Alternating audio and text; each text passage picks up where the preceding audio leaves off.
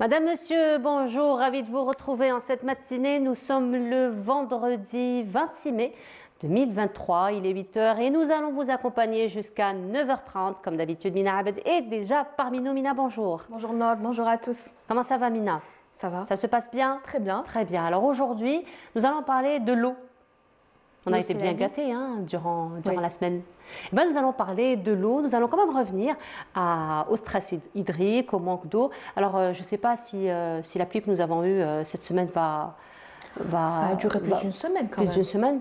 On verra avec nos invités tout à l'heure si ça a pallié un petit peu au manque d'eau. Avec toute la quantité qu'on a eue. C'est ce qu'on espère. J'espère bien. C'est ce qu'on espère. En tout cas, il y a eu quand même un plan B si jamais les barrages ne seront pas remplis entièrement. Et les équipes de recherche, les différentes institutions de recherche en partenariat, donc en collaboration, organisent du 30 mai au 1er juin des ateliers au profit des étudiants, des ateliers au profit des chercheurs, afin de autour du dessalement de l'eau, autour de comment pallier justement au stress hydrique.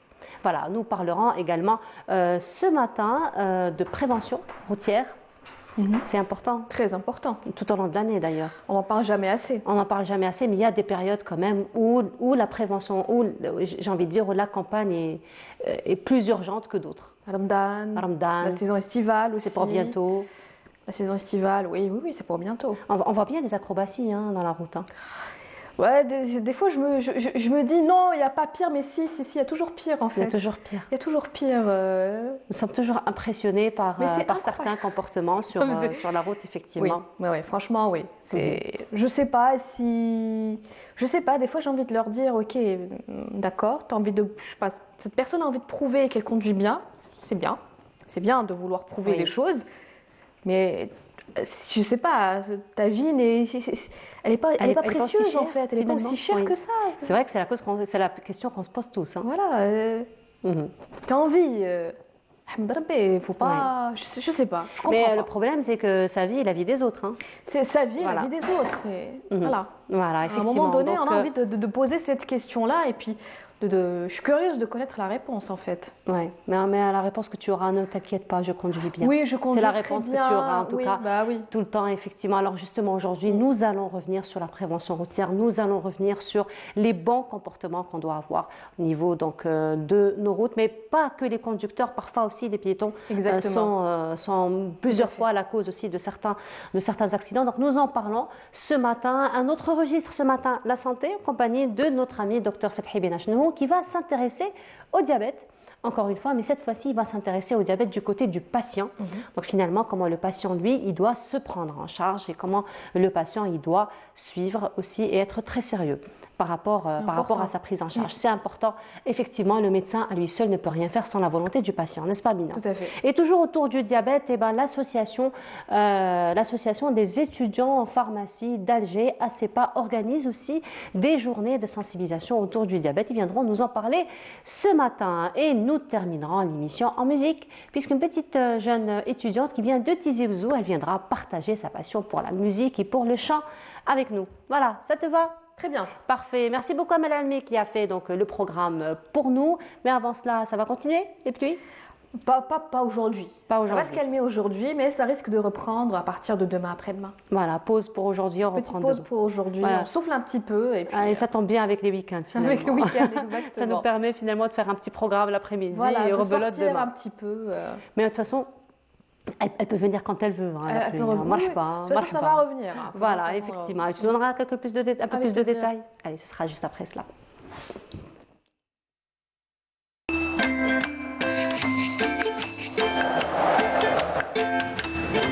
La météo vous est présentée par Mobilis. Mobilis, معاً نصنع المستقبل. Donc, aujourd'hui, pause. Petite pause pour aujourd'hui. Pause pour aujourd'hui. Sur toutes les régions, juste Alger? Vers les côtes. Un petit peu, toujours de la pluie, mais beaucoup moins qu'hier, qu'avant-hier. Beaucoup moins qu'hier, avant-hier. Exactement. Voilà. L'intérieur, et puis il faudra s'attendre à un petit retour des pluies à partir de ce soir. Inch'Allah. Un peu plus de détails, Mina? Avec plaisir. Allez, vas-y. Merci beaucoup. Bonjour à tous. Excellent réveil de la brume ce matin sur l'ensemble des régions côtières. Et puis le ciel restera dégagé à partiellement voilé, notamment à l'ouest et au centre. On notera quelques passages pardon, quelques passages nuageux vers les côtes est, des cumulus qui vont se former à partir de cet après-midi vers les régions intérieures avec quelques pluies en fin d'après-midi vers l'intérieur ouest et centre, des pluies en journée vers les Aurès, avec de fréquents soulèvements de sable vers les régions intérieures et puis sur la partie sud, on notera un ciel plutôt voilé vers l'extrême sud, le sud-ouest, le Sahara central, le nord-Sahara, dégagé sur les oasis, le Sahara oriental ou encore le Hogar et le Tassili. Les températures de cet après-midi, on notera sur la moitié nord jusqu'à 33 degrés. À Rilizane, on notera 25 degrés à Alger, 27 degrés du côté d'Oran, Tizi Ouzou, 23 degrés à Annaba, on notera 31 degrés à Gardaya, 33 degrés à Béchar, 33 également à Tindouf, 38 à Adrar, 40 à Insalah et enfin 45 degrés, ce sera la maximale pour l'extrême sud. On passe tout de suite à l'état de la mer pour cet après-midi. Eh bien, on notera une mer plutôt calme, un peu agitée sur l'ensemble des régions côtières, avec des vents entre 20 et 50 km/h vers les côtes ouest, entre 20 et 40 km/h sur le centre, et enfin entre 20 jusqu'à 30 km/h vers les côtes est. On passe tout de suite à l'Amérique du Nord pour cette journée. Eh bien, on notera un ciel plutôt voilé, voire même nuageux. Mexico, Dallas, Vancouver, un ciel dégagé à New York. On notera quelques pluies à Miami. Et puis côté température, on lèvera 22 degrés à Montréal, 23 degrés à New York, 29 à Miami, enfin 31 degrés à Dallas. Encore une fois, excellente matinée et à tout à l'heure midi.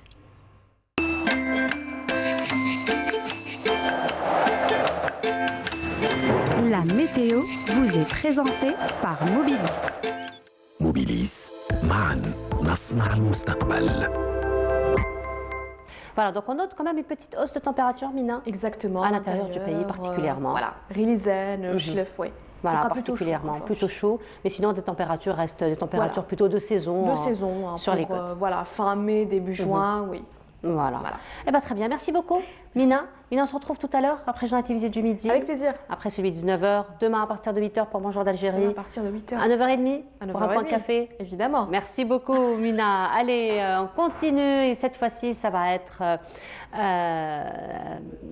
musique. Oui, musique, voilà. Musique, voilà, chanson non, mais on va dire Mounchid. Voilà, c'est plus Nashid Dini. Voilà, je cherchais le mot. Plutôt Nashid Dini, on se retrouve juste après.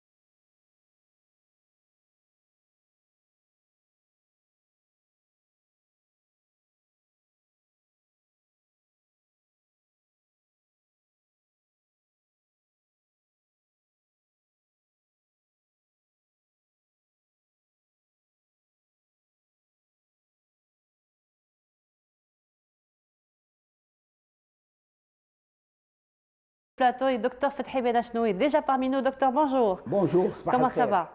Ça se passe bien? Ah, super. Il a plu, alhamdoulilah. Alhamdoulilah. J'espère qu'on fera bon usage de cette eau de pluie. Voilà, c'est ce qu'on espère. Bon usage. C'est ce qu'on espère. Est-ce qu'on pourra faire bon usage de cette eau de pluie? Ben, il faut encore une fois sensibiliser autour. Comme on le fait pour la santé. Voilà, c'est important. Vous voyez, c'est très bien. Je suis content que vous ayez dit ça. Pourquoi? Il faut savoir que la santé, ce n'est pas uniquement le médecin, la maladie, tout ça. Non, c'est le milieu de vie. L'eau, la pluie, comment c'est ça la santé publique. Et c'est ça qui est important. Très bien. Ben merci. On commence bien la chronique. Chapeau. Alors justement, on commence bien la chronique puisqu'on parle toujours de sensibilisation. Cette fois-ci, on va encore s'intéresser au diabète et on n'en parle jamais assez, docteur, n'est-ce pas? Oui. Et aujourd'hui, vous avez décidé de prendre le diabète d'un autre angle. Habituellement, on le prend sur le plan médical, mais cette fois-ci, on s'intéresse au patient lui-même parce que finalement, c'est le maillon le plus important de la chaîne. La médecine. La santé, j'aime pas parler de médecine. Médecine, c'est une science que l'on apprend tout ça. Mais la médecine nous apprend à nous occuper, je parle à mes confrères et consoeurs, à s'occuper de la santé des gens, de protéger, de veiller à ce que la santé de la population ne décline pas, ne soit pas atteinte par des pathologies.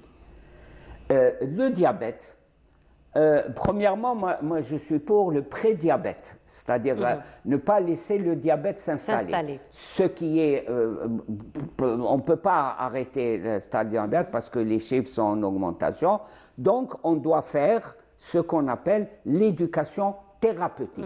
C'est pas parce que j'ai le diabète, c'est pas parce que j'ai une maladie chronique, une maladie chronique, que ça y est, je suis foutu. Et ce qui est important, ce n'est pas les médicaments. On est en train de brancher les gens sur l'omniscience, l'omnipuissance du médicament. Le médicament seul, ça c'est des propos qu'on répète. Le médicament seul, ça. Non, moi, comment que je me comporte? En connaissant comme il faut le mal qui est en moi, la pathologie que je porte. Aujourd'hui, c'est le diabète. Le diabète, c'est quoi le diabète? À la limite, on pourrait penser que c'est quoi? C'est un peu de sucre élevé dans le sang, c'est tout. Il y a même certains qui ont proposé, je crois qu'ils font des recherches pour qu'on vide à travers les urines sans impacter sur l'hydratation. Par les urines, on va évacuer ce sucre en trop. C'est ce qu'on fait durant le diabète. Mais là, ça entraîne une déshydratation. Là, on est en train de chercher comment éliminer ce sucre par les urines sans porter atteinte à l'hydratation du corps humain.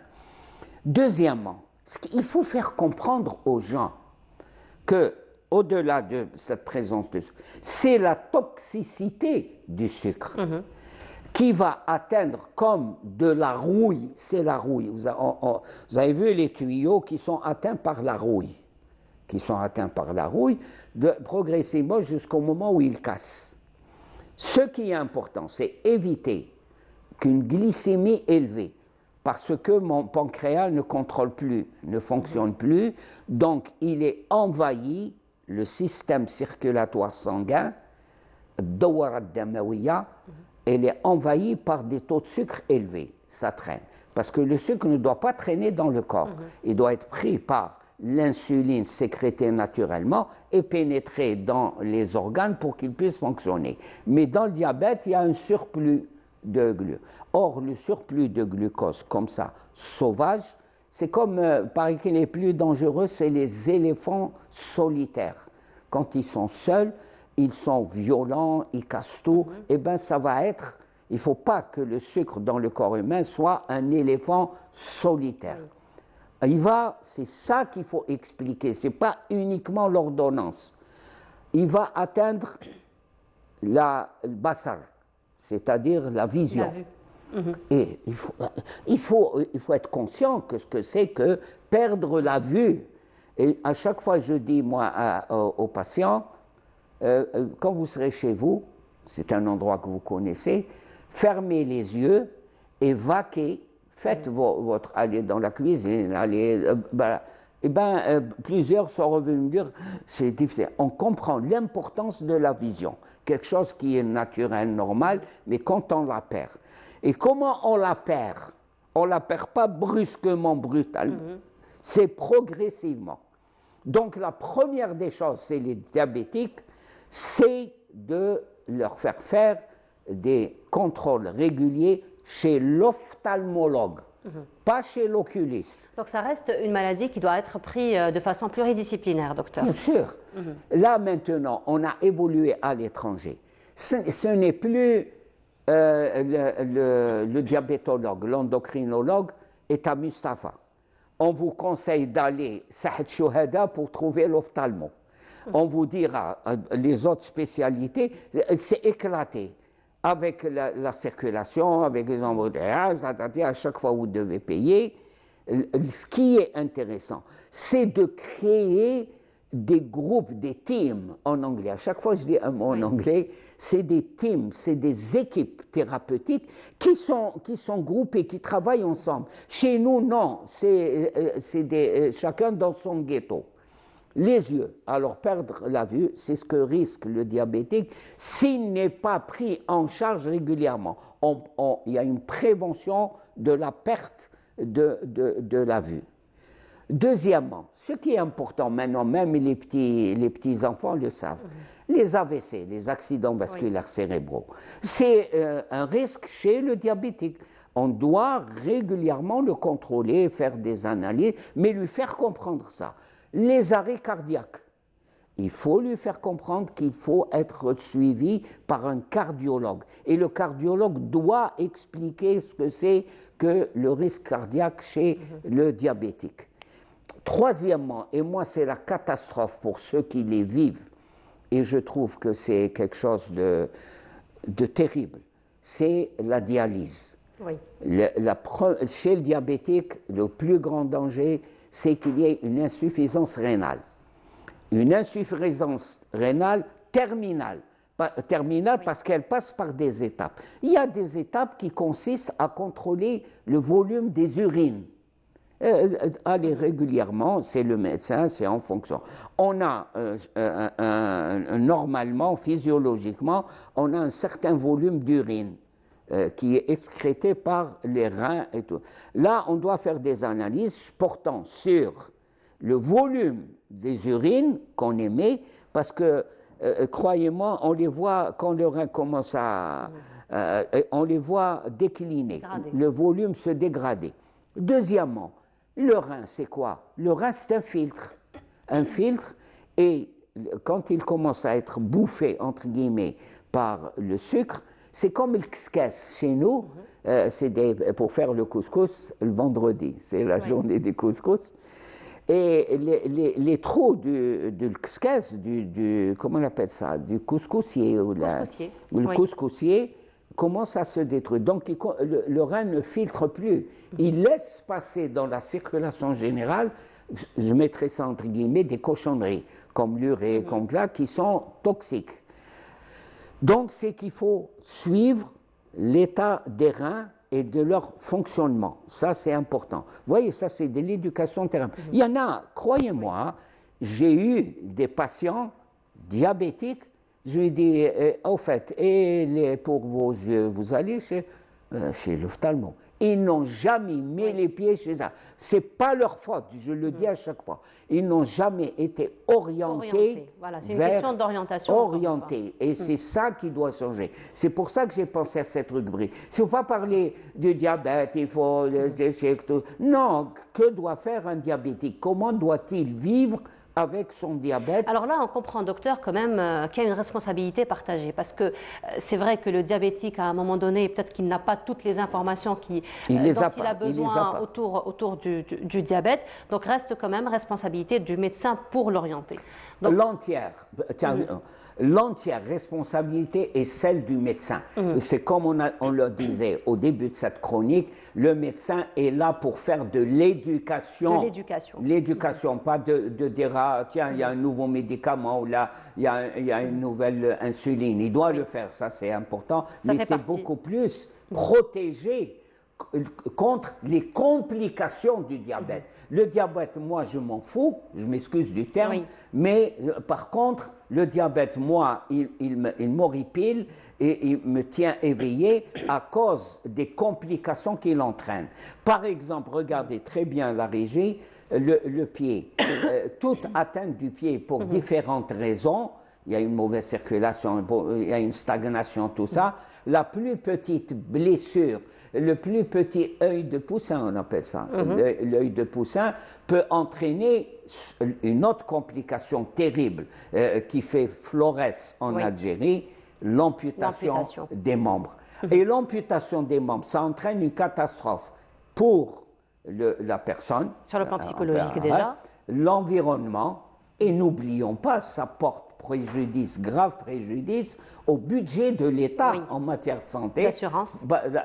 L'assurance, la greffe, les prothèses et tous ces éléments-là. Donc vous voyez que ne faut plus parler du diabète comme ça, il faut faire toucher du doigt aux diabétiques et à leur famille, toucher du doigt les complications dangereuses. Ça, c'est important, effectivement. Alors là, docteur, nous avons parlé un petit peu de la responsabilité du médecin à orienter, à éduquer encore une fois le patient, mais comme on a dit au début de cette chronique, que le patient quand même reste un maillon très important, si ce n'est le plus important de la chaîne, parce que le patient aussi, si on l'oriente, il ne prend pas en considération ce qu'on lui dit aussi, ça n'arrange pas beaucoup, d'autant plus que, comme vous l'avez si bien signalé, c'est que parfois, même cette équipe qui devrait être soudée, elle est un petit peu éclatée, donc il y a un petit peu cette flamme, non, attends, demain je vais aller chez l'ophtalmologue, c'est un peu loin, mais finalement, la santé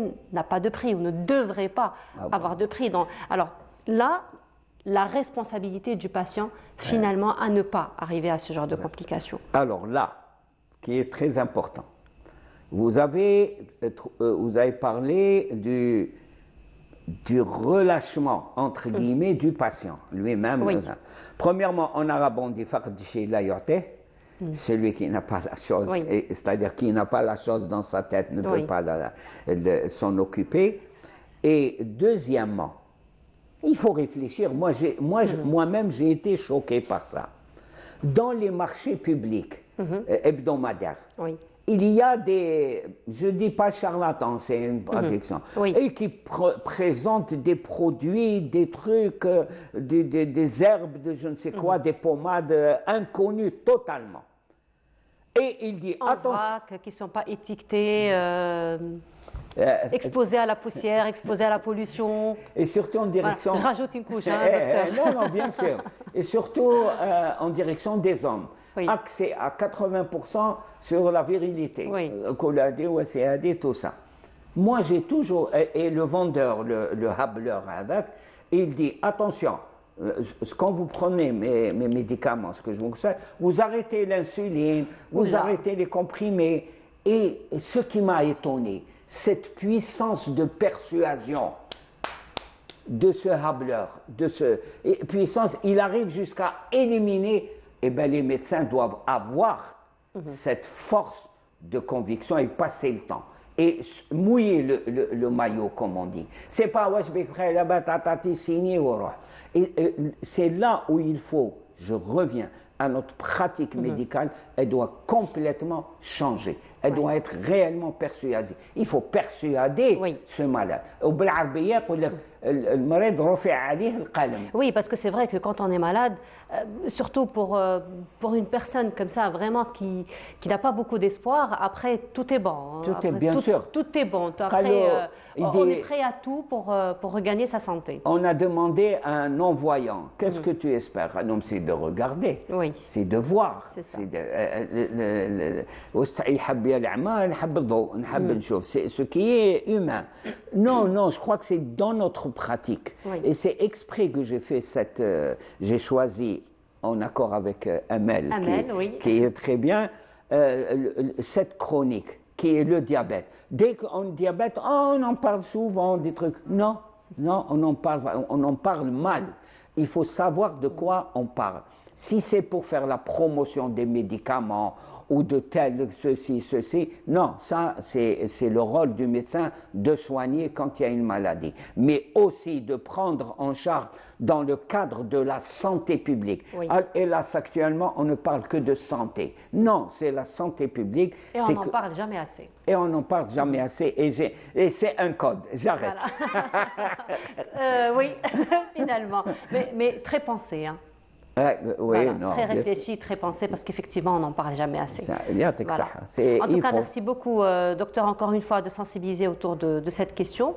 On se voit vendredi prochain. Inch'Allah. Et Inch'Allah. sincèrement, Oui. je ne remercierai jamais Canal Algérie et l'équipe qui justement oriente, parle de médecine, parle de santé, mais dans un but en direction de l'être humain. Je ne dis pas l'homme. Il y a l'homme avec H, mais ça peut prêter à confusion, vers l'être humain. Et toute l'équipe de Canal Algérie ne vous remerciera jamais assez, docteur, parce que vous êtes avec nous chaque vendredi. C'est un honneur. L'honneur est partagé en tout cas. Merci beaucoup, docteur. Donc on se donne rendez-vous vendredi prochain, Inch'Allah. On continue. Cette fois-ci, on vous propose cette balade à travers ces images. On se retrouve juste après.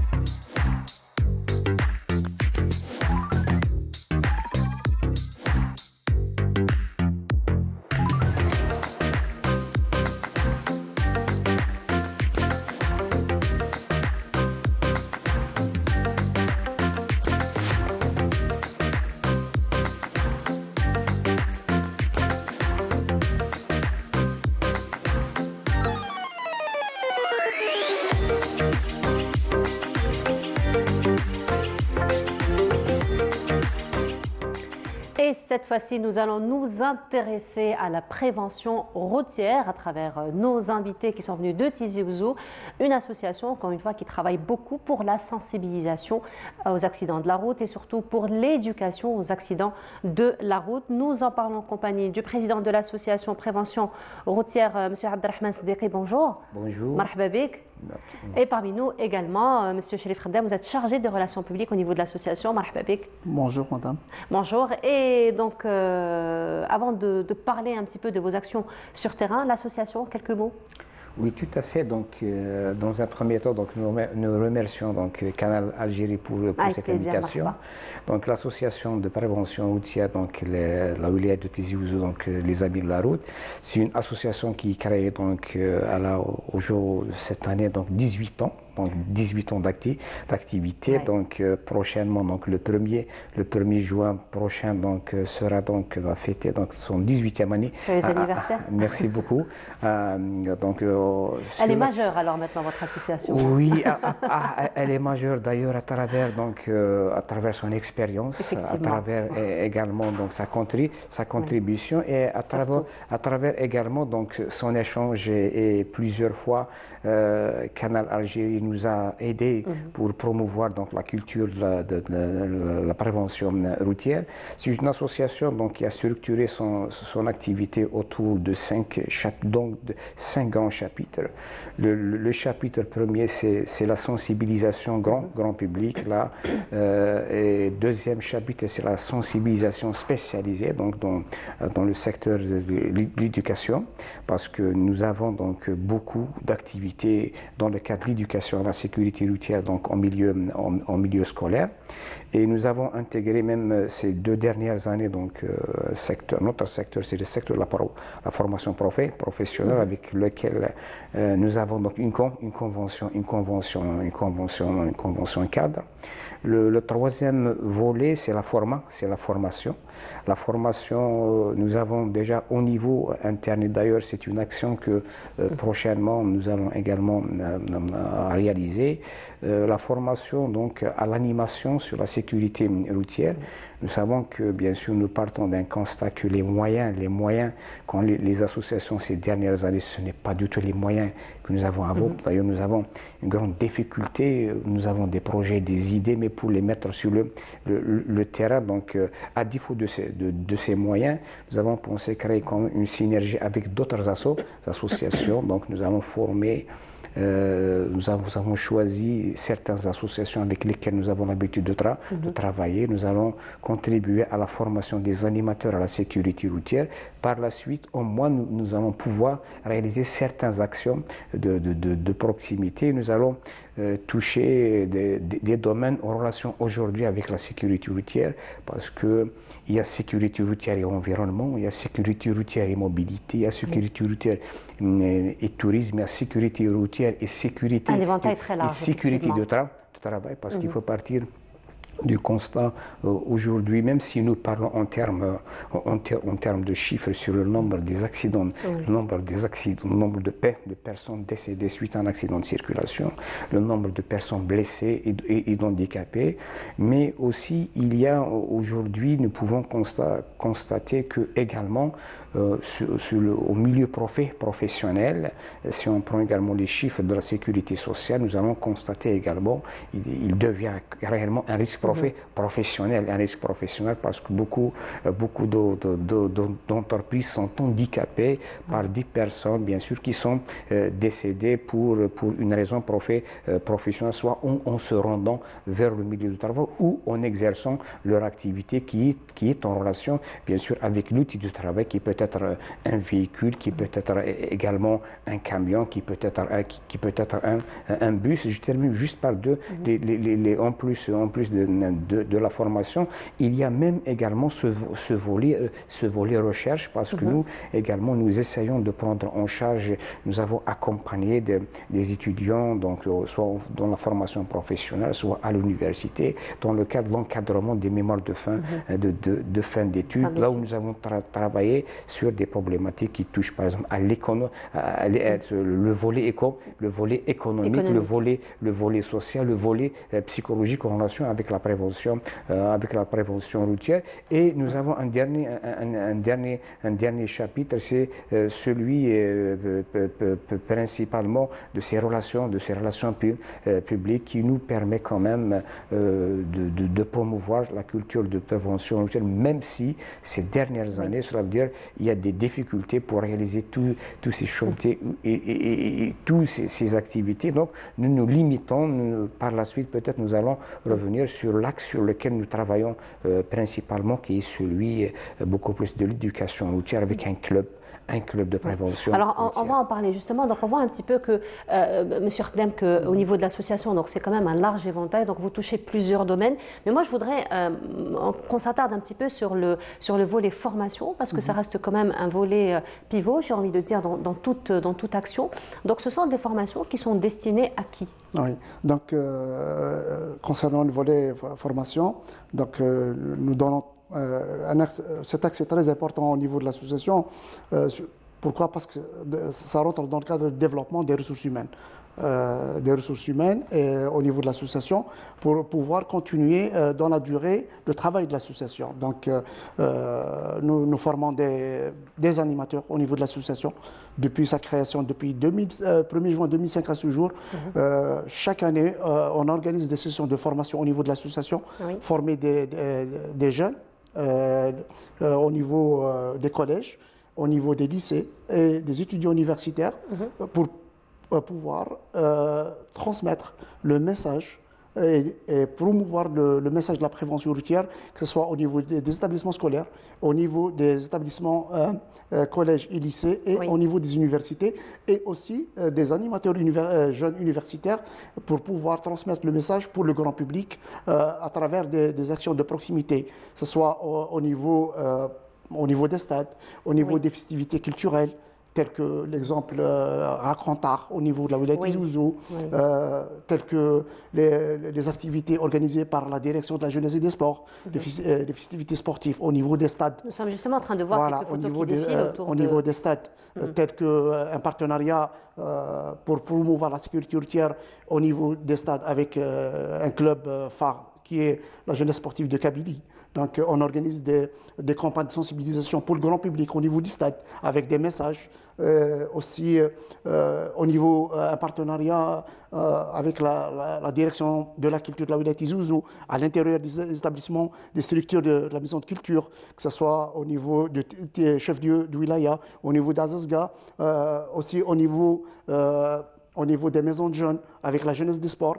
On organise des actions de proximité au niveau du littoral durant la période estivale. Donc on cible nos publics, toutes catégories et tout âge bien sûr, à partir de la petite enfance jusqu'à l'âge plus avancé. Donc, et l'objectif de toutes ces actions depuis le 1er juin 2005 à ce jour, c'est d'essayer de contribuer à travers notre association, de contribuer dans l'effort du pouvoir public pour pouvoir diminuer le facteur de risque concernant les accidents de la route, le nombre de blessés, le nombre de décès, le nombre de dégâts matériels, le nombre de pertes économiques sur le plan financier, sur l'Algérie. Mais la spécificité aussi de l'association, c'est que on organise des actions locales au niveau de la wilaya, mais aussi nous avons un partenaire national avec l'association Touring Club d'Algérie. On se déplace dans différentes wilayas depuis 2007 à ce jour. On sort chaque été, on fait des campagnes au niveau l'Est, Ouest, Nord, Sud. On choisit des wilayas et on cible des publics au niveau des wilayas, de plusieurs wilayas à l'échelle nationale, et on transmet des messages de prévention routière. Mais nous avons aussi un axe, celui du partenariat avec des ONG internationales, telles que la Global Alliance, qui est dédiée des ONG qui sont partout dans le monde. On se réunit pour promouvoir un petit peu les efforts, aussi les formations et aussi l'échange des connaissances dans le domaine de la sécurité pour pouvoir ramener des approches, des expériences pour essayer de les introduire dans la société algérienne et essayer de développer cette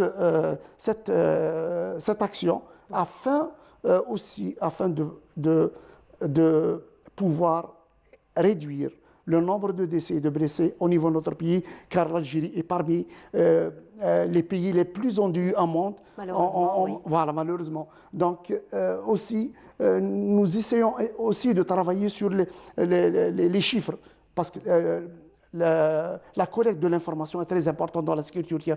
Il faut qu'il y ait une base fiable de données dédiées à la sécurité routière pour pouvoir traiter la problématique comme il se doit et chercher des solutions concernant les aspects liés à l'environnement, les aspects liés à l'automobile, les aspects liés aux facteurs humains. Tous les trois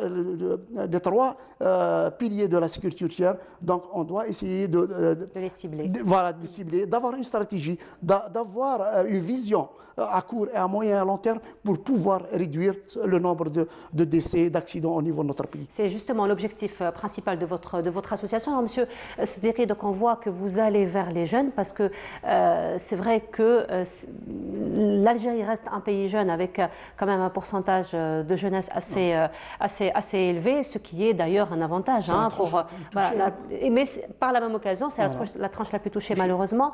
Alors justement, vous allez vers ces jeunes-là pour les éduquer encore une fois à la prévention routière, pour encore une fois essayer de réduire parce que malheureusement, à des périodes particulières, on a des chiffres... j'ai envie de dire vraiment désolants. Quand on parle de Ramadan, on parle de saison estivale, ce sont vraiment des chiffres désolants. Alors, qu'en est-il finalement du feedback? Qu'en est-il du résultat? Parce que c'est vrai qu'à un moment donné, ça fait 18 ans que vous existez, d'autres ONG existent peut-être avant vous, peut-être après vous, mais il y a un travail très sérieux qui se fait, on le voit, sur terrain pour la sensibilisation et après le résultat n'est pas toujours celui auquel on aspire. Donc finalement, qu'est-ce qui se passe au niveau de notre jeunesse pour ne pas être aussi sensible à la réalité? Parce que ça reste quand même une réalité assez amère. Tout à fait. Donc, c'est un constat donc, qui est partagé, c'est un constat qu'il est possible d'observer, mais ce qui est important, l'enjeu principal, c'est de continuer. Ça veut dire nous devons aller dans la continuité, parce que nous observons que beaucoup de personnes dressent ce constat. Pourquoi qu'il y a peut-être, même l'effort de sensibilisation, il existe, mais peut-être nous continuons à enregistrer. Donc, ce que nous avons essayé pas seulement d'essayer de rester dans cette continuité, mais d'essayer d'agir sur les approches. C'est des approches de sensibilisation. Oui. Parmi les approches de sensibilisation, nous avons constaté que peut-être l'action qui répondait il y a des années, qui continue d'être utilisée, c'est peut-être sensibiliser à travers des prospectus et autres, mais nous avons constaté que cette approche maintenant elle est limitée. Oui. Elle est limitée. L'approche maintenant, il faut avoir d'autres moyens. Nous avons réfléchi, nous avons essayé d'agir. Peut-être à travers, nous avons lancé l'idée de clubs de prévention routière, les clubs de prévention routière lancés dans un établissement de formation à tête maître avec des formateurs, des personnes que à chaque fois nous remercions Madame et Monsieur Derif et toute l'équipe. Elle a donné des résultats. Pourquoi? Je vais prendre les réalisations.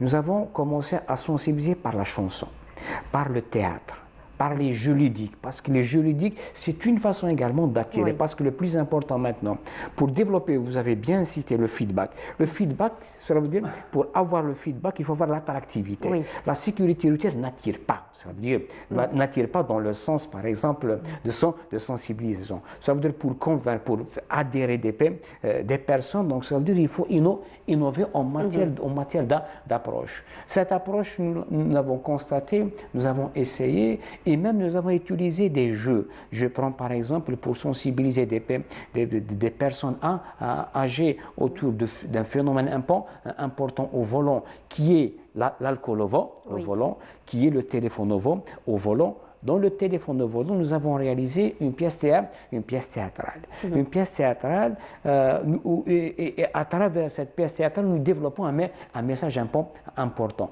Et ça donne des résultats, les personnes qui suivent cette pièce théâtrale. Nous avons également, nous continuons à sensibiliser, et c'est un chantier important. Dans ce cadre, nous avons besoin des moyens. Je prends par exemple les moyens.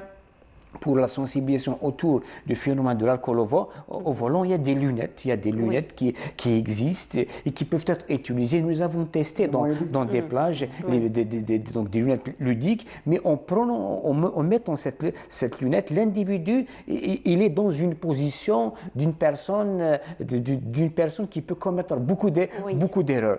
Et donc vous mettez la personne devant le fait accompli. Voilà. Et pour attirer, il faut développer ses moyens. Et pour développer ces moyens, nous avons des projets. Mais on va aller très rapidement parce qu'on n'a plus beaucoup de temps. Nous sommes confrontés quand même à un problème maintenant sérieux. Donc nous essayons de gérer les moyens. Nous avons de la volonté, nous avons des moyens, nous avons des expériences. Et à chaque fois, nous cherchons à capitaliser, par exemple, un projet que nous avons réalisé en 2008 parce que nous avons quand même répondu à un appel à projet de l'Union européenne. Et combien c'était difficile. Pendant 9 mois, nous avons travaillé, mais comme nous avons abouti, c'était le premier projet depuis à la sécurité routière. Ce sera l'occasion aujourd'hui probablement pour faire un appel à sponsor. Et justement, à faire un sponsor, mais ce qui nous importe maintenant, quand on dit sponsor, c'est l'approche même de financement de la sécurité routière. Aujourd'hui, peut-être c'est des approches de subvention, mais sont insuffisantes. Nous demandons est-ce qu'il y ait des appels à projets. Ça veut dire, parce que la sécurité routière, par exemple, le ministère de Transport, le ministère, par exemple, je prends l'environnement, si vous prenez maintenant, actuellement, la décennie d'action, parce que la deuxième décennie d'action de l'Organisation mondiale de la santé de 2021-2030, l'axe principal, vous voyez, c'est l'environnement. Elle s'inscrit dans le cadre des ODD. Mais lorsqu'elle s'inscrit dans l'environnement, quand on dit l'environnement, ça veut dire c'est le développement humain. Parce que le facteur qui est à l'origine du développement, c'est le facteur humain. Ça veut dire son épanouissement, sa formation, comment lui créer l'environnement favorable. Donc nous essayons de nous inscrire et nous faisons appel à tous les secteurs concernés de lancer des appels à projets. Mais ce qui est important, notre pays, surtout en matière de sécurité routière, nous avons un pays comme un pays continent. Ça veut dire la problématique de la sécurité routière et de son traitement au milieu urbain, il est différent au milieu rural. Certainement. Nord, sud, également Sahara. Parce que si nous prenons par exemple la spécificité de notre territoire, nous allons constater que même ces appels à projets, ils peuvent être différents d'une wilaya à une autre. Voilà, donc mais votre message est bien passé. Donc appel à projets et surtout appel à sponsor, pourquoi pas, pour pouvoir accompagner. Parce que de toute façon, les pouvoirs publics, à travers la délégation interministérielle, créer des fonds dédiés à financer des projets.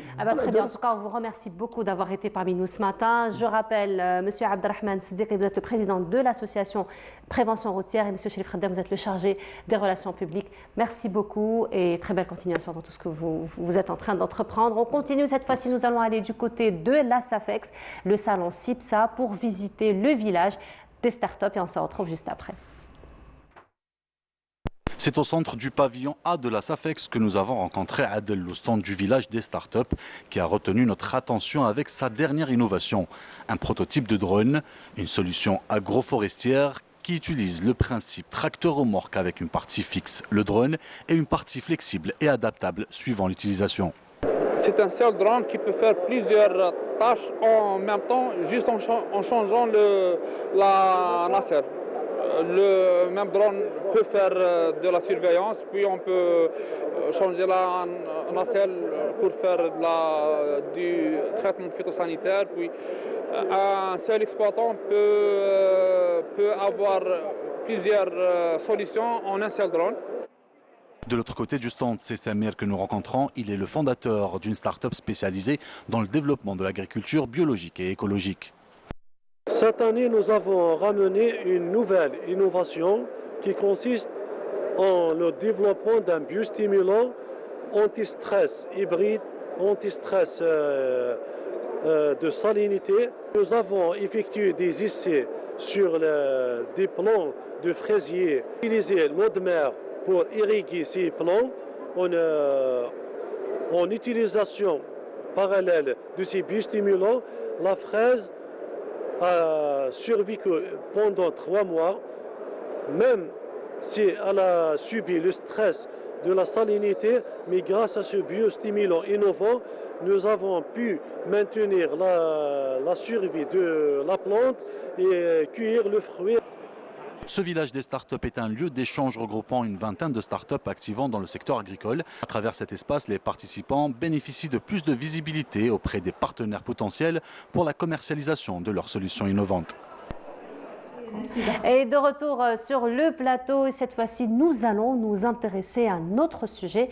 Il s'agit donc de l'élément de la vie, l'eau, puisque des ateliers seront organisés au profit des chercheurs, au profit des étudiants du 30 au 1er juin. Nous en parlons ce matin en compagnie de notre invitée, Madame Wassila Boulaïch. Bonjour. Bonjour. Bienvenue madame. à vous. Merci. Alors, vous êtes chef de département innovation au niveau de l'Envredette et membre exécutif de l'organisation de ces ateliers. Alors, donc, tout d'abord, ces ateliers, dans quel cadre seront organisés ? Donc, cet atelier, c'est un atelier thématique pour les technologies émergentes, dans les technologies émergentes pour la séparation de l'eau et de l'air. Donc, alors, elles sont organisées dans le cadre d'un partenariat avec la chaire UNESCO, CIMEM, et l'Association africaine des membranes, l'AMSIC. Donc, l'Envredette, elle est partie prenante.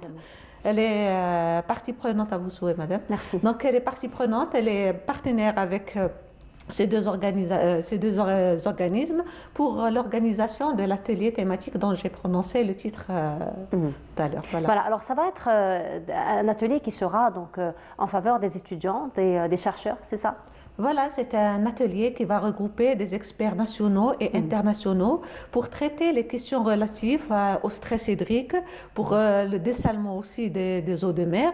On va parler, c'est-à-dire ça va traiter aussi le côté énergétique et l'intégration des énergies renouvelables dans le domaine de dessalement. On va parler d'un partenariat industriel, d'un partenariat entre le secteur de la recherche et le secteur industriel. Nous allons regrouper aussi des étudiants de l'école panafricaine de Tlemcen qui vont bénéficier, Inch'Allah, d'une formation dans les technologies de filtration de l'air. Voilà, donc on comprend finalement que le projet ou que l'atelier n'est pas de portée nationale, mais vraiment de portée continentale, finalement. Exactement, oui, c'est un atelier d'envergure internationale. Nous avons des experts internationaux qui vont venir de la chaire UNESCO, qui sont de l'Institut européen des membranes.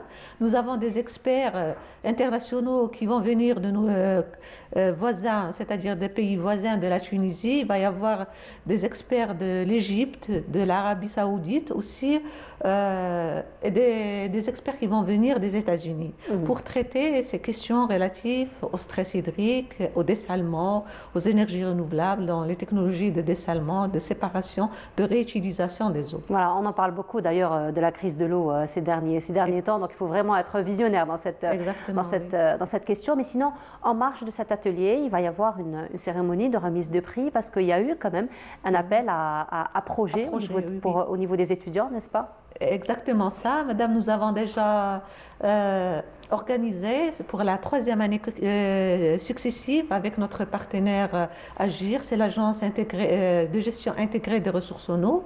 Nous avons organisé un concours du meilleur projet innovant dans les ressources en eau qui a eu lieu en mois de mars, c'est-à-dire qui coïncide la journée mondiale de l'eau du 22 mars de chaque année. Nous avons sélectionné les meilleurs projets. Ces meilleurs projets ont été récompensés le jour de la journée mondiale de l'eau célébrée par notre partenaire Agir. Et puis, ils vont bénéficier d'une seconde récompense dans le cadre de cet atelier thématique en commun accord avec notre partenaire Agir, bien sûr. Alors, certainement, ce sont des projets innovants qui ont été proposés. Donc, ce sont des projets autour de quelle thématique ? Nous avons des projets dans la thématique de dessalement, un projet dans la thématique de dessalement, dans le dessalement. Nous avons un projet aussi dans le recyclage de l'eau et nous avons un projet dans l'intelligence artificielle dans le domaine des eaux.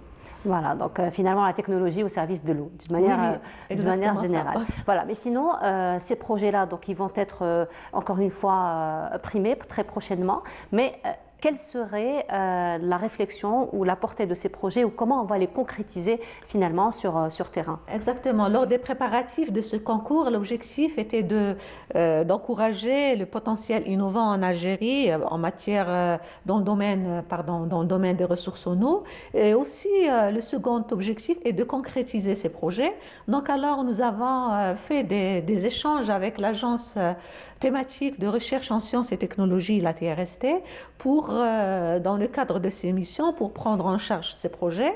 Donc, nous avons, en partenariat bien sûr avec l'Envredette, nous avons réfléchi à organiser un atelier de valorisation de ces projets. Qui dit un atelier de valorisation veut dire une rencontre B2B entre les porteurs de projets et les acquéreurs potentiels de ces technologies c'est-à-dire les concrétiser sur le terrain, et le secteur va bénéficier de ces innovations. Voilà. Alors, je reviens un peu à l'atelier. Donc, l'atelier va durer du 30 au 1er juin, c'est ça? Exactement. Donc, il va y avoir quand même un échange très intéressant et très fructueux, j'imagine, donc durant cet atelier. Mais sinon, vous allez sortir avec des recommandations. Ces recommandations, ça va se faire comment, encore une fois, pour les concrétiser sur terrain? Effectivement, c'est ça l'objectif principal. Donc, l'objectif, c'est lors des échanges et le partage d'expériences avec les experts internationaux, il va y avoir le représentant, il va y avoir le ministère de l'enseignement supérieur et de la recherche scientifique qui vont assister, des représentants du ministère qui vont assister à ces ateliers. Il va y avoir le président du réseau national de dessalement qui va être aussi dans cet atelier. Ces échanges vont sortir comme des recommandations par rapport aux perspectives dans le domaine de dessalement. Ils vont sûrement, Inch'Allah, nous espérons, être appliqués, ces recommandations. Ils vont peut-être aussi nous permettre de voir de près et de façon concrète comment améliorer le rendement des stations de dessalement qui sont installées dans les villes côtières ces dernières années. Voilà, mais sinon, ça, comme on l'a dit au début, c'est un projet d'envergure internationale, mais aussi d'envergure continentale. Et est-ce qu'on comprend par là que finalement, prochainement, il va y avoir un travail vraiment sur le plan continental, parce que ça reste quand même, le stress hydrique, il est un petit peu ressenti sur tout le continent, et donc il faut vraiment travailler ensemble. À un moment donné, c'est vrai qu'il faut réfléchir globalement et agir localement. Donc, comment on peut finalement mettre en valeur cet adage? Exactement, madame. Nous avons invité notre partenaire aussi. Nous ne l'avons pas invité, c'est nos partenaires, pardon. C'est l'AMSIC. L'AMSIC, c'est l'association africaine des membranes. Donc, alors, qui est constituée d'une panoplie d'experts africains dans le domaine des dessalements et dans le domaine des membranes en général. Donc, alors, l'objectif de co-organiser cet atelier avec cette association est d'avoir, c'est-à-dire de trouver des solutions, trouver des technologies adéquates par rapport pour remédier aux problèmes de stress hydrique à l'échelle continentale. Voilà, mais sinon, quelles sont vos attentes à vous pour cette rencontre? Pardon? Quelles sont vos attentes par rapport à cette rencontre? Inch'Allah, nous souhaitons une réussite pour cet événement. Nous souhaitons aussi que les recommandations qui seront restituées lors de cet atelier, ils vont être appliquées, elles vont être utiles pour notre pays, pour notre continent et pour la planète. Voilà, en tout cas, on vous remercie beaucoup d'avoir été parmi nous ce matin. Donc, rendez-vous pris entre le 30 et le 1er juin. Inch'Allah. Inch'Allah. Nous espérons vous voir lors de l'atelier pour médiatiser de mieux cet événement. Inch'Allah. Et il y aura des échos aussi. Certainement. Le retour de cet événement nous intéresse vraiment. Inch'Allah. En tout cas, on vous remercie, madame. Merci, je rappelle, madame Wassila Boulaïch, vous êtes chef de département innovation au niveau de l'Envredette et vous êtes membre exécutif de l'organisation de l'atelier. Merci beaucoup, encore une fois, d'avoir été parmi nous ce matin. Merci. Voilà, on continue. Cette fois-ci, nous allons nous intéresser à l'aménagement du littoral algérois. Ça tombe bien, hein, finalement, avec la thématique. Et on se retrouve juste après. On dit qu'elle fait partie des plus belles baies au monde. Il s'agit de la baie d'Alger. La capitale que les pouvoirs publics veulent hisser au rang de métropole méditerranéenne jouit justement de cet atout majeur qui est son littoral. Il s'étend de Oued El Raya à l'est à Oued Mazafran à l'ouest sur une distance de 80 km. Son aménagement constitue une priorité absolue dans la stratégie tracée par la wilaya. Un programme appelé Plan Bleu comprend bon nombre de projets structurels a été établi pour mettre le littoral algérois sous ses plus beaux jours. Voilà à quoi peut ressembler une partie du littoral. Ce nouveau pont sera construit pour relier Beb El Oued à l'Amirauté en passant par Al-Kitani. Pour offrir aux citoyens plus d'espaces de loisirs, des parcs marins seront réalisés sur le littoral algérois, des pistes cyclables et des piscines naturelles.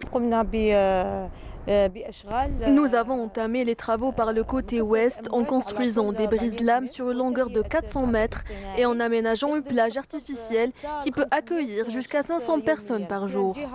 Du côté centre, nous avons commencé le projet de construction d'un port de plaisance.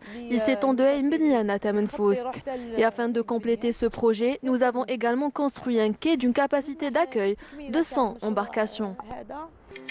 Sur le chantier des Sablettes, les ouvriers manipulent de nombreux engins dans des camions et des pelleteuses, ainsi que des grues. Ils activent dans un nuage de poussière afin de faire avancer les travaux d'aménagement. La cadence s'accélère pour sa livraison dans les plus brefs délais. Le laboratoire d'études maritimes a pour mission d'assurer le suivi technique du projet conformément au cahier des charges défini par l'administration.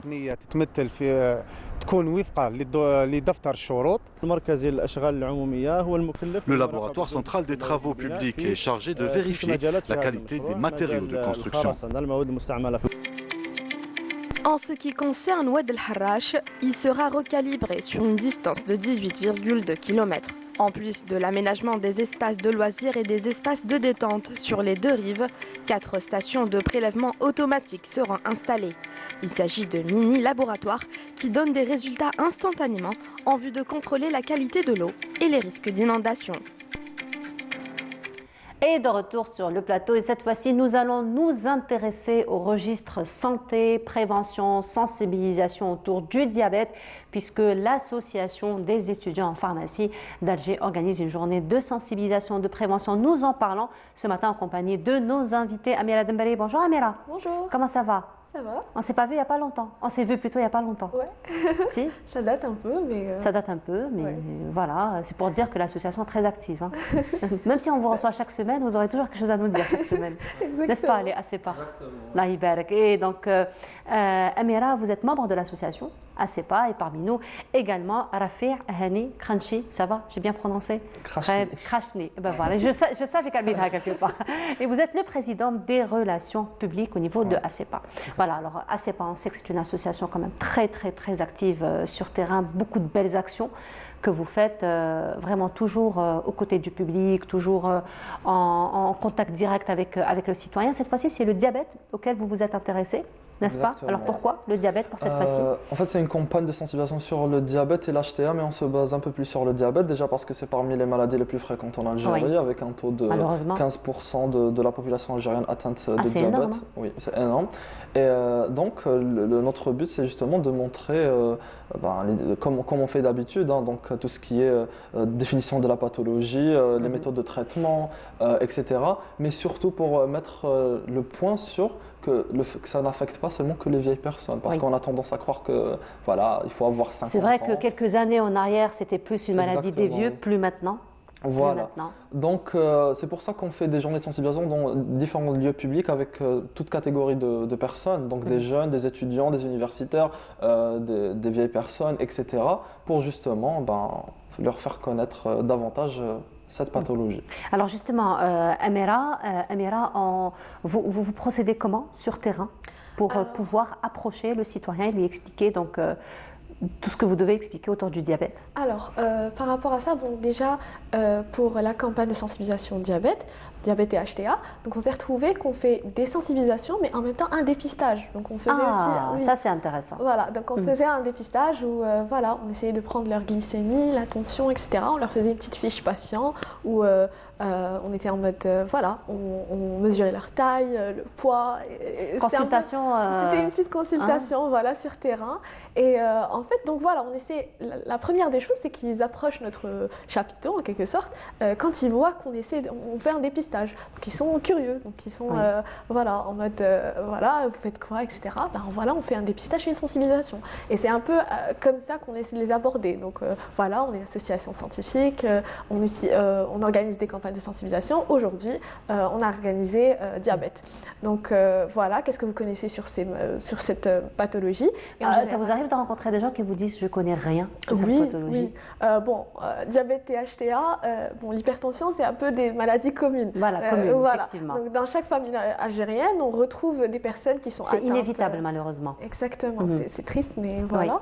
Donc en quelque sorte, ils ont des prérequis, des petites informations par-ci par-là sur. Mais parfois, vous rencontrez comme ça des personnes qui ont quand même de fausses idées autour d'une pathologie déterminée. Oui, c'est très souvent le cas. Donc on retrouve, en général, je ne vais pas dire diabète et HTA, mais dans d'autres campagnes de sensibilisation qu'on a retrouvées, comme arthrose, comme les médicaments génériques qu'on a fait il n'y a pas longtemps.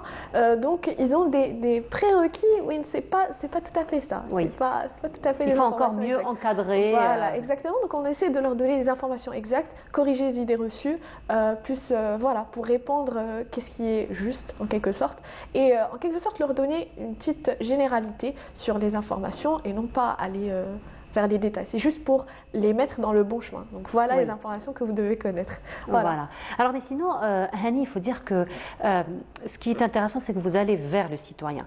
Et j'imagine que votre objectif, c'est de toucher le plus grand nombre de citoyens possible. Alors, cela va vous demander de cibler des endroits particuliers, là où vous avez le plus de monde, n'est-ce pas? Alors vous y prenez comment finalement? En général, on vise les places publiques, donc tout ce qui est métro d'Alger, la Grande Poste, par exemple la place Kennedy, etc. Et là, c'est des endroits très très fréquentés par la population algérienne. Et quand on voit de loin, la population a tendance, quand elle voit de loin un grand chapiteau et tout, elle se dit qu'est-ce qui se passe exactement. On est quand même curieux. Voilà, on est curieux. Et sur place, on leur donne toutes les informations nécessaires. Mais aussi, on travaille grâce à nos réseaux sociaux à médiatiser nos événements. Comme vous le savez, une bonne partie de la population est très active. Quand on voit sur les réseaux sociaux qu'il y a un événement, il y a une journée de sensibilisation tel jour, telle date, les gens vont venir directement sur place à cette journée, par exemple. Alors, les gens sont ouverts? Ils sont très très ouverts parce beaucoup de questions qui se posent. Beaucoup de questions parce que il y a parfois des sujets tabous, parfois des gens n'ont pas forcément les moyens d'aller consulter directement. Parfois c'est juste qu'ils n'ont pas le temps, qu'ils n'ont jamais pensé à le faire. Donc avoir disons un peu un moyen facile entre guillemets de se renseigner sur des connaissances basiques. Après tout, on n'est pas des médecins expérimentés, mais voilà, oui, ils sont très intéressés par ce qu'on fait. Il y a des réticences? Parfois, ça dépend. Par exemple, quand on est pressé. Quand on est pressé, quand ils voient les glucomètres, parfois ils pensent que c'est pas stérilisé, c'est pas hygiénique. Donc voilà. Vous expliquez quand même que vous prenez tout ça, vous insistez. Après, vous avez des résultats. Oui, exactement. Ils sont satisfaits à la fin. Pardon? Ils sont satisfaits. Et vous aussi. Oui. Et vous aussi, j'imagine, parce que vous arrivez quand même à atteindre votre objectif. C'est un peu ça. Mais sinon, ça vous arrive quand même, lorsque vous faites ce dépistage, de détecter quand même certaines personnes qui sont en prédiabète ou diabétiques Oui. Et après, vous y prenez comment? Alors, comment on s'y prend? Donc, en général, quand on retrouve, donc on retrouve un peu des cas ou bien des valeurs qui sont un peu élevées. Donc, on essaie de les rassurer. Donc, on essaie de comprendre pourquoi déjà. Donc, est-ce que probablement il vient de prendre une bonne canette de soda juste avant.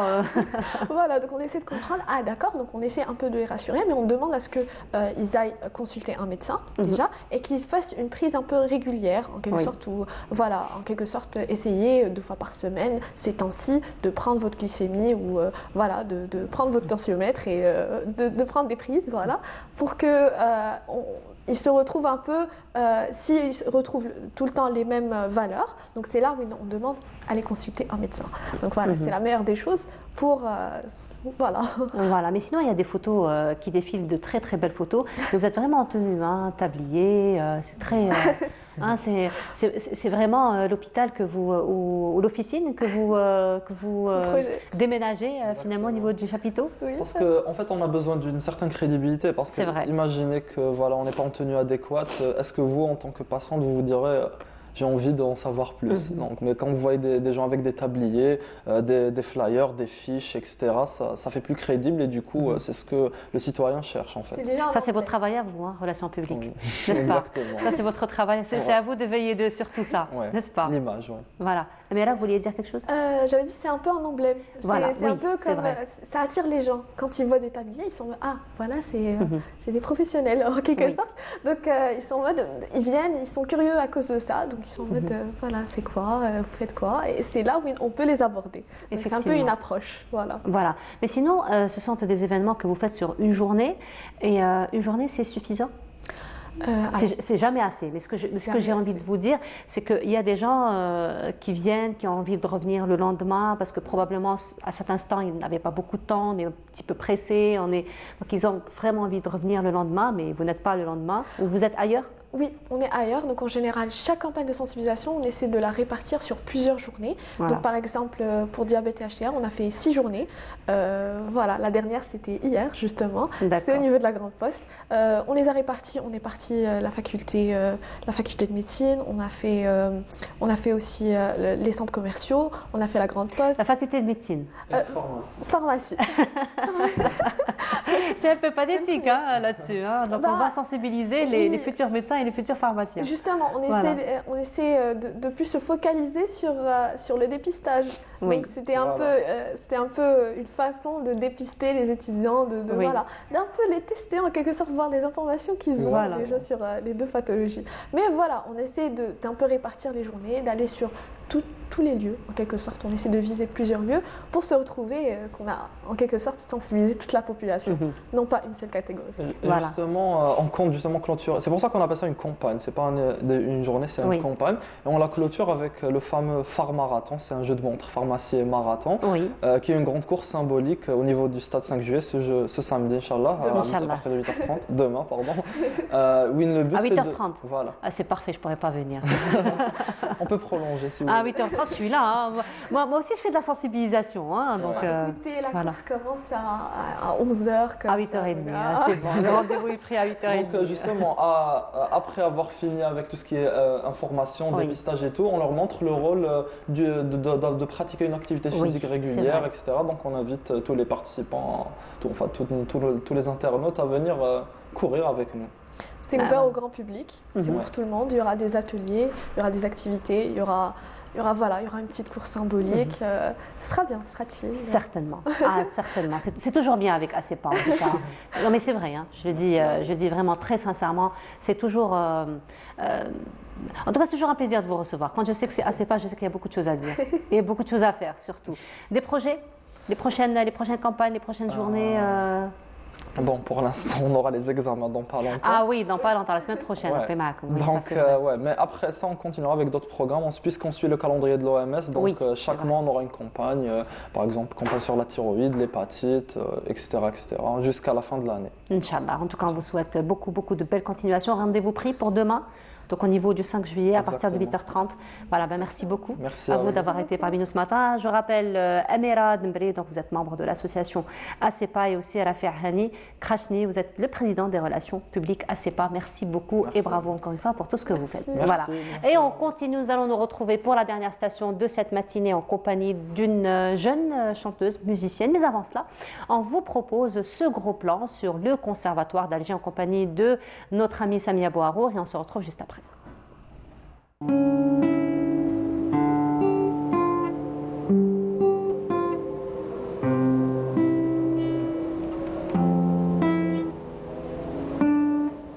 Quand je viens ici, quand je joue à ma guitare, je suis joyeux, j'aime jouer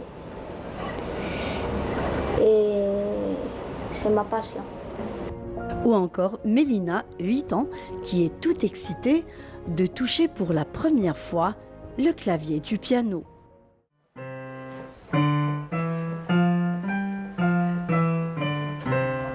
Je l'ai choisi depuis mon enfance et moi je voulais jouer. Ma voisine m'a prêté. J'ai commencé à jouer mais je ne savais pas comment. Donc j'ai dit à mon père de me faire rentrer. Comme ça je vais devenir une pianiste. Et pour finir en beauté, voici une rencontre spéciale avec le grand compositeur et violoniste algérien Hanafi Meliani. Avec une expérience de plus de 50 ans, il est aujourd'hui le maître du violon alto. Il nous offre un morceau d'une composition inédite, Valse de l'espoir.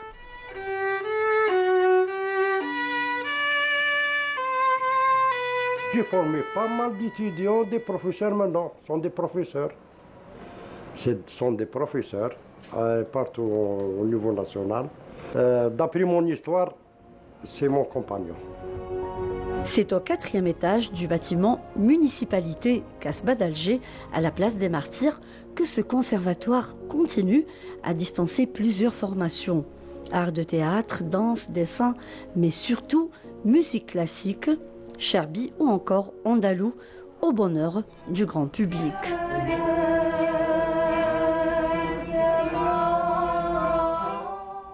Et on va rester dans le domaine de la musique puisque notre invitée est une jeune musicienne, jeune chanteuse. Il s'agit de Yasmine Toumi. Yasmine, bonjour. Bonjour. Bienvenue. Merci. Alors Yasmine est venue de Tizi Ouzou. Oui. Ce matin. Oui. Bravo, Yatek Saharek pour nous. Oui, bien bien on est sûr. très honorés, on est très enchantés de te recevoir parmi nous. Merci. Alors Yasmine, 17 ans. Oui. Tu as fini tes examens. Ouais, c'est bon. Ouais. Tu pars au lycée? Non. Franchement, on a terminé. Qu'est-ce qu'on va aller faire maintenant au lycée? Il vaut mieux venir à Bonjour d'Algérie. Partager sa passion, c'est mieux. C'est mieux. Bon, franchement, là, c'est pas mieux, non. Les études, c'est meilleur. Quand on a le temps, on vient à Bonjour d'Algérie, comme aujourd'hui. Alors, Yasmine, chanteuse, musicienne, passionnée par la musique. Raconte-nous comment tu es venue dans ce monde. Dans 2020, petite main à la guitare, mon grand frère. C'est récent. Oui, c'est récent, ça fait 3 ans. الله يبارك. تما كان خويا هو اللي علمني كامل. Mais le chant, quand j'étais petite, 6 ans, هكاك بديت avec les scouts وكامل. D'accord. كنت مع les scouts, من تما بديت. Alors 2020, si je me rappelle bien, c'était la période de la Covid. Oui. Bon, alhamdoulilah, donc confinement. Donc confinement, c'était voilà, le confinement. L'avantage, on va dire. D'apprendre la guitare. Voilà. D'accord. Et ça va, ton frère, il a été patient? Oui. Oui. Un peu, mais un peu. Mais le résultat est là. Oui. Le résultat est là. Ouais, ça va. N'est-ce pas? Si شوية تاني هبلته peut-être. Bien sûr. N'est-ce pas? Voilà. Mais sinon, le résultat est là. Alors, j'imagine tes camarades en classe, ils sont. Hein, tu partages avec eux ta passion. Oui. On a une séance de musique, donc كل يوم نجيب ma guitare. Ah, c'est génial ça. Ça, c'est magnifique. Déjà في الليسي انا اللي ندير في النايه كامل انا اللي نغني معاهم. D'accord, fais les événements. Quand il y a des événements, donc c'est toi qui animes les événements. Bah, c'est magnifique. Tu veux bien partager quelque chose avec nous? Oui, bien sûr. Bah, ce sera. Alors qu'est-ce que tu vas nous chanter? Kabyle, Nouara. Nouara, d'accord. Ah, c'est un moment nostalgique par excellence. Ouais. Ça a beau choix. Merci. Vas-y.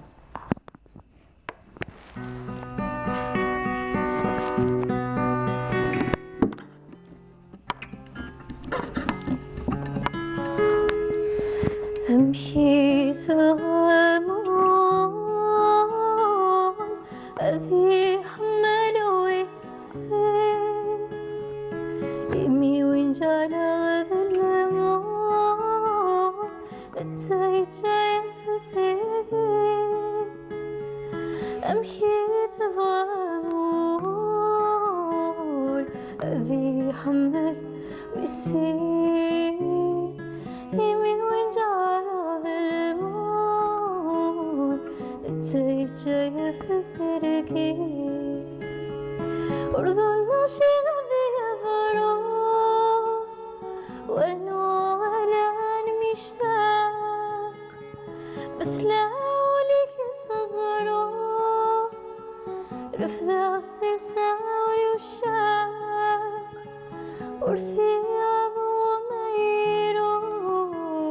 يجد الحلو سنداق أرثي عظم يجد الحلو سنداق أمشي ثوابون أذي حمل ويسير يمي وين جانا ظلمون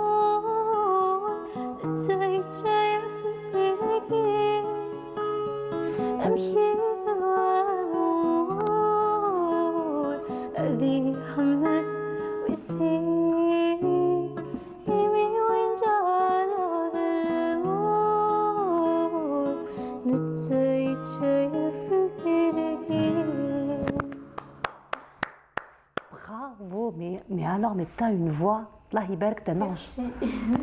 Vraiment, là, tu m'as emmené quelque part. Il faut me ramener, hein. Ah, oui. Il faut me ramener maintenant au studio. En tout cas, bravo, c'est vraiment magnifique. Merci. Alors, ce sont des chansons comme ça que tu reprends. Ah, ça se passe comment? Pour tes choix, pour mes choix, goûts, j'aime beaucoup les chansons calmes comme ça, parce que trop le style taïk. Oui, c'est vrai que tu as une voix très douce. Il faut rester dans la douceur finalement, oui, voilà. N'est-ce pas? Oui. Alors, j'imagine qu'après l'école, tes camarades, alors là, c'est l'apaisement total, hein? N'est-ce pas? Surtout après une journée d'examen, j'imagine. Non, l'examen, mais qu'est-ce que la musique? Mais qu'est-ce que la musique? Même pas un petit moment d'apaisement comme ça. Non. Alors, mais sinon, ta famille dans tout ça? Ta famille dans tout ça? Normal. Ils t'encouragent Oui, surtout mon grand frère. Ah oui. Oui. Bah oui, c'est lui ton prof, ton parrain, ton encadreur. C'est lui mon tout. C'est grâce à lui quand même. Oui, c'est grâce à lui. Qu'aujourd'hui tu joues à la guitare. Oui. Il est fier de toi. Oui, beaucoup. Bien sûr, il te regarde aujourd'hui. Normalement, oui. Normalement, oui. Normalement, Allez, oui. on lui fait un grand coucou. Allez, oui, bien sûr. N'est-ce pas? Alors, on remercie ta maman aujourd'hui oui, qui t'a accompagnée aussi. Bien sûr, ma maman. N'est-ce pas? Oui. Voilà, mais sinon, Yasmine, tu as des projets quand même pour écrire tes propres chansons, composer tes propres chansons? Oui, tu te vois aller... Ça se peut. Ça se peut? Ça se peut. Allez, on passe le bac, après on verra. Après le bac, voilà. Après le bac. Voilà, on passe le bac, après on verra plus clair. Voilà. N'est-ce pas? On verra plus clair. Mais sinon, ça te dirait, par exemple, de participer à des concours de chant? Oui, ça me dirait. Ça te dirait? Tu l'as pas encore fait? Non, jamais. Jamais, mais sinon, ce serait bien? Ce serait bien, Inch'Allah. Voilà, après le bac encore? Après le bac. Tout se fera après le bac. D'accord. Bon, mais allez, on va réfléchir à haute voix. Mais sinon, faire partie d'un orchestre, par exemple? Faire partie d'un orchestre ou constituer ton propre groupe? Oui. Pourquoi pas? Après le bac? Après le bac. Encore? Bon. D'accord. Alors, sinon, on va se contenter des belles reprises que tu choisis, surtout que tu fais toujours un très très bon choix, n'est-ce pas? Il y a un autre choix pour nous aujourd'hui? En français, oui. Alors, ce sera? Ider. Ah, je t'avais dit tes choix, vraiment, mais bravo pour les choix. Merci. Ouais. Là, j'imagine en régie, il ne voudrait pas du tout que tu t'arrêtes de chanter. Hein. En régie, j'imagine, il ne voudrait pas du tout que tu t'arrêtes de chanter. Ça me fait plaisir. Ah, voilà, on confirme. On confirme. Allez, ça, c'est pour la régie.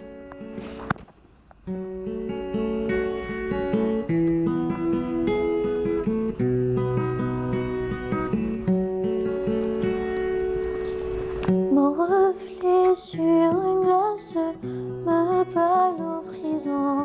Les rides sur mon visage ne m'ont jamais fait faux pas. Tout ce temps, j'ai pu garder mon cœur d'enfant.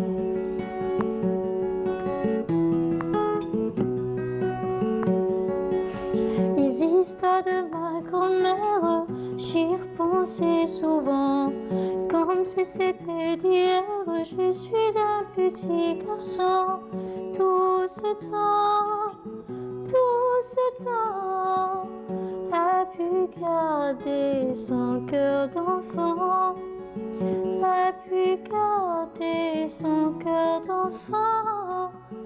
A pu garder son cœur d'enfant. Bravo. Et vraiment, tu nous emmènes dans un autre monde, hein, à chaque fois que tu chantes. Ça se passe comme ça à la maison aussi? Oui. Ça se passe avec mon père. Avec ton papa, oui. D'accord. Donc lui, il est là à t'écouter, à t'encourager. Oui, lui aussi, il joue la guitare. Ah, d'accord. Donc finalement, un autre regard critique. Voilà. Ah, la fausse note ici, fausse note par là, tu refais ça, tu refais ceci. Donc finalement, tu es bien encadré, on va dire, sur le plan. D'accord. Mais sinon, ton frère, il est passionné comme toi ou lui, il est dans la musique réellement, sur le plan professionnel? Passionné comme moi. Passionné comme toi, voilà. Il partage sa passion avec sa petite sœur. Plus petit que toi, plus âgé que toi? Plus âgé. Plus âgé, d'accord, on a compris, beaucoup plus âgé. Donc il partage la passion avec sa petite sœur, ton papa aussi. Bien sûr. Voilà, très bien. Mais sinon, Tu es sur les réseaux sociaux? Tu es présente sur les réseaux sociaux? Oui, Instagram et TikTok. Tu partages aussi? Ça va, oui. Tu partages, c'est quoi le feedback? C'est quoi le retour un petit peu des internautes, des abonnés, de ceux qui te suivent sur les réseaux? Ça va, il n'y en a pas beaucoup de gens, mais ça va. Mais c'est quoi le retour? C'est quoi le retour? Ils aiment quoi que je fais, ils aiment. Donc ils demandent des chansons. Ils demandent? Oui, ils demandent. Ah bah voilà. Et donc tu réponds? Oui, bien sûr. J'ai pas beaucoup de gens pour je peux répondre pas. Voilà, mais sinon, quand ils te demandent comme ça des chansons, tu reprends les chansons qu'on te demande? Bien sûr. D'accord. Voilà, mais sinon toujours dans des chansons comme ça douces. Douces, oui. Toujours. Douces, toujours. Voilà. Plus tard, donc après le bac, tu comptes aussi aller vers les chansons douces? Bien sûr. Voilà, très bien. Et sinon, on me dit que tu as préparé autre chose pour nous. Chahad Massi. Je l'adore, Chahad Massi. Oui, bien sûr. Voilà.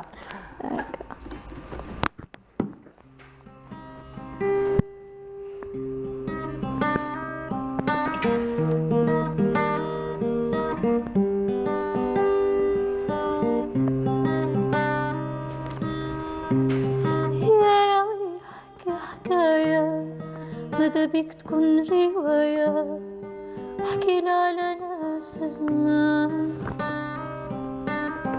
حكينا على ألف ليلة وليلة على لمجة بنت الغولة وعلى وليد السلطان حاجيتك ما جيتك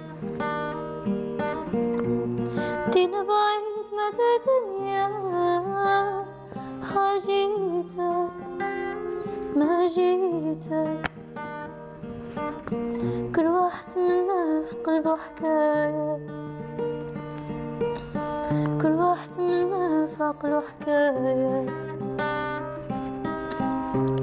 يا راويكي ما حكاولك ما تزيد ما تنقص من عندك مانيش فاهم ولا بالك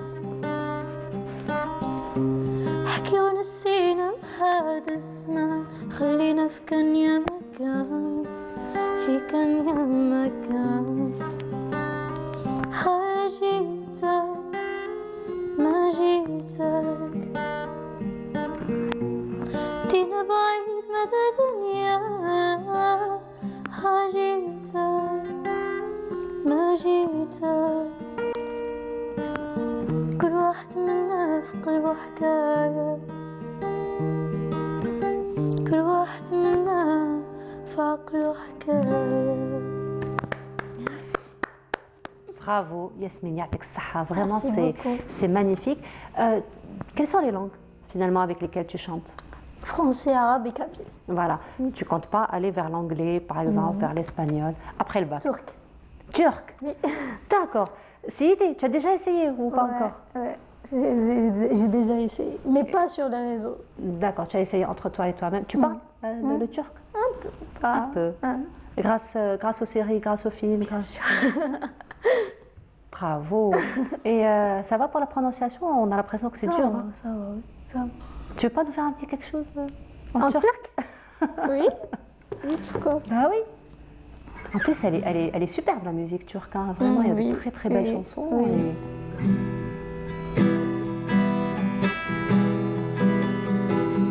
Çarpsaydım gelmez miydim ya?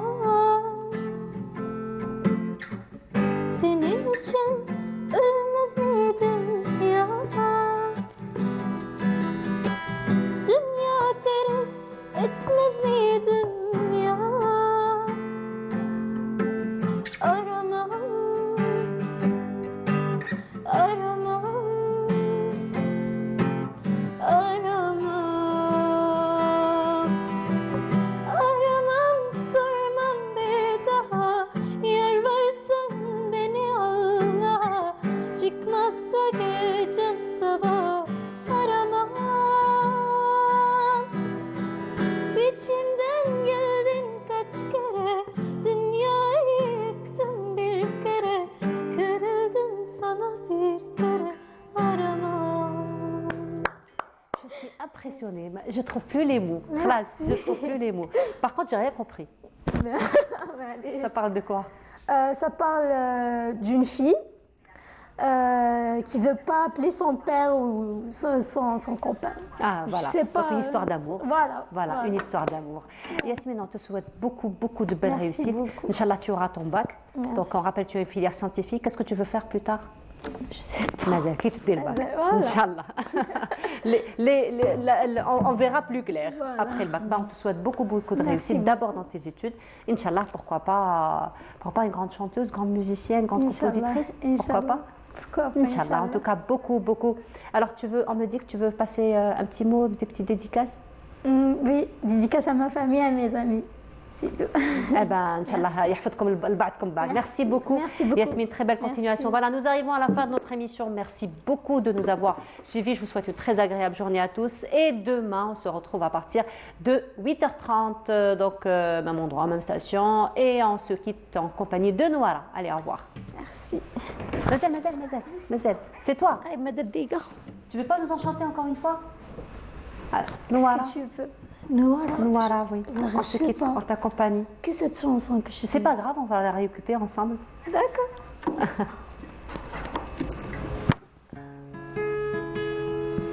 امشي في